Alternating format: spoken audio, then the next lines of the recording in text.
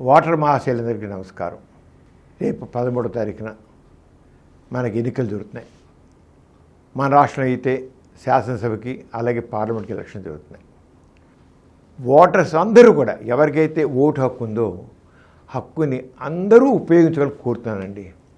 తప్పకుండా ఓటు వేయాలి. మీరు ఓటు వేశారంటే మరి మన భవిష్యత్తుని మీరు నిర్ధారించిన వాళ్ళు అవుతారు. మీ ఒక్క భవిష్యత్తే కాదు, దేశ భవిష్యత్తు కూడా కావాలి. ఎందుకంటే ఈ ఎలక్షన్స్ అనేవి మన దేశ భవిష్యత్తుని, మన అందరి భవిష్యత్తుని నిర్ధారిస్తాయి. మనం ఎన్నుకునే ప్రతినిధులు బట్టి ఉంటుంది.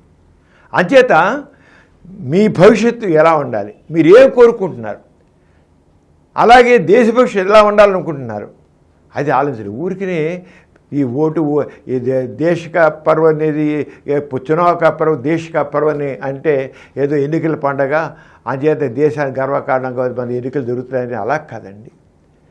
ఎందుకంటే మీరు ఎప్పుడైతే ఓటు వేస్తున్నారో, ఓటు వేయడమే బాధ్యతగా ఫీల్ అవుతారో భవిష్యత్తు గురించి కూడా ఆలోచిస్తారు మీరు.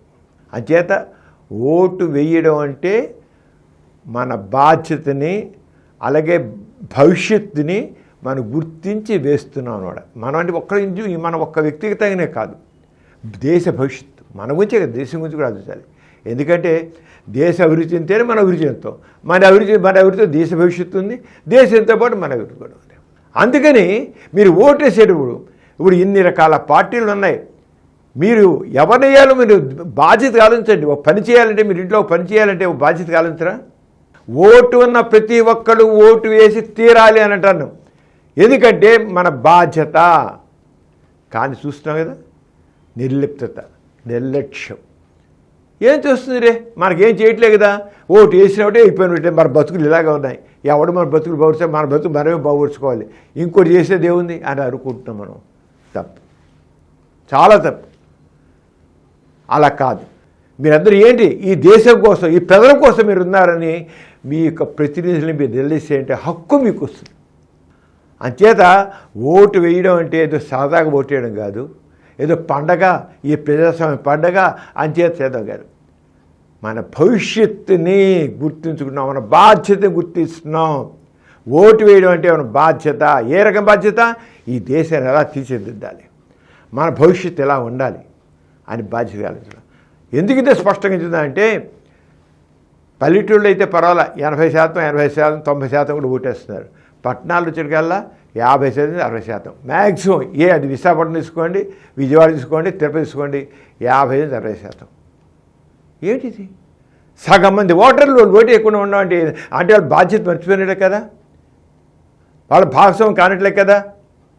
మన దేశ నిర్మాణంలో ప్రతి ఒక్క పౌరుడు బాధ్యత వహించాలి, భాగస్వామ్యం ఇవ్వాలి. అందుకోసం చెప్పిన ప్రతి ఒక్కరు. మన దేశంలోనే నిర్లక్ష్యం.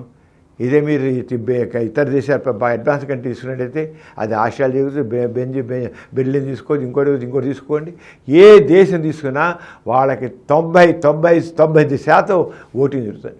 ఎవరైతే ఎక్కడైతే ఏ దేశాలైతే పౌరుల బాధ్యతాయుతంగా ఓట్లేసి అందరూ ఓట్లేసి వాళ్ళ పార్లమెంట్లని వాటిని ఎలాగా తప్పించుకున్నారో ఆ దేశాలు పైకి వెళ్ళాయి, అడ్వాన్స్డ్ కంట్రీస్ అయ్యాయి. మనం ఇంకా డెవలపింగ్ కంట్రీస్లో ఉన్నాం. వాటి 70 సంవత్సరాలు వచ్చాయి.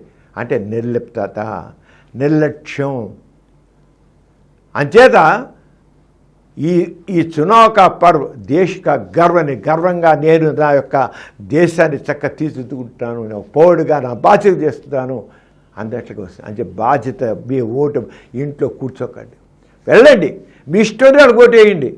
ఈ దేశ నిర్మాణంలో మీరు కూడా భాగస్వామ్యులు. అందుకే చెప్పడం కోసమే నేను చెప్తున్నాను. మీరందరూ కూడా రేపు 13వ తారీఖున మనం ఈసారి కనీసం 90% చేసి మీరు బాధ్యతగా పౌరులుగానే ఉన్నాను, భవిష్యత్తు నిర్మాణంలో నేను కూడా ఉన్నాను, ఈ దేశ నిర్మాణంలో నేను కూడా ఉన్నానని మనసారా భావించి ఓటేలు కోరుతున్నాను. తప్పకుండా.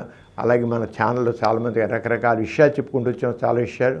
ఆయన చేత మీరు అందరూ చూడండి, ఇంకా చాలా చెప్తున్నాం. ఈ 2 రోజుల్లో మీకు ఎన్నో విషయాలు మన ఛానల్స్ చెప్తున్నాం.